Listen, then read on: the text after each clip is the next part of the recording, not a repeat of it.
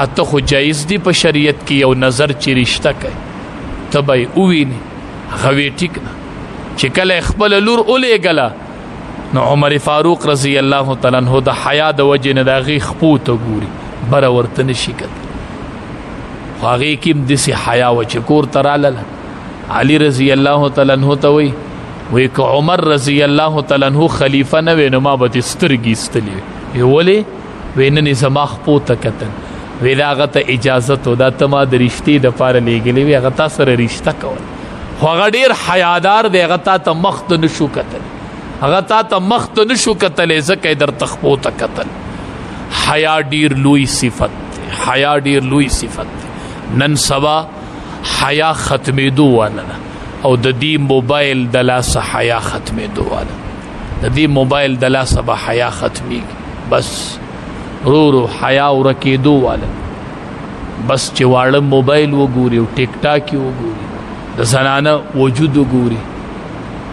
او دا ماشوم بیا کور کې د مور سره ژوند کوي او د خور سره ژوند کوي دی به څنګه نظر دی خور ته اوچتی دی به څنګه نظر دی مور ته اوچتی خو حیا ختمه شوله دلته هغه تصویر ګوري او دلته بیا په کور کې ژوند تیری په کار دا و چې دې کور کې بیا ژوند هم نه وی تیر کړی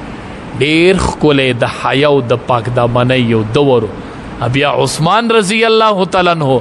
د حیا یو مثال و مثال د حیا یو مثال دنیا ته رب العالمین ورکړی چې د نبی کریم صلی الله علیه وسلم شاګرد حیا ختمیږي دی موبایلونه لږ احتراز وکړه تاسو به لیدي وخت پر وخت د پلار قدر رو کبیږي خان د پلار قدر رو دا حیا ورکیږي بچی نه حیا ختمیږي کله ناکله بچی پلار کې دا کټ کې د پلار نه بره ناسیخه او اکثر پلار غلی او بچی لیږي خبرې کوي دا حیا ختم شول حیا په ختمېدو ده بس حیا لاړه حیا په ختمېدو د رورو تمیز ورکش تمیز ورکش نبی کریم صلی الله علیه وسلم یو کس سره بل کسولی د ویدا دې څه دی ویدا مې پلار دی وی پلار دی وی آو وی پلار کې تی مخ کې مزخه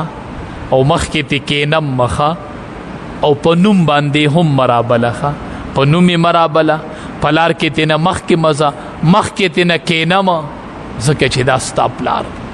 یو کس د نبی کریم صلی الله علیه وسلم نه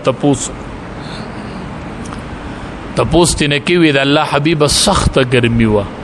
سخت ګرمي او ما خپل مور په اوږه واغستله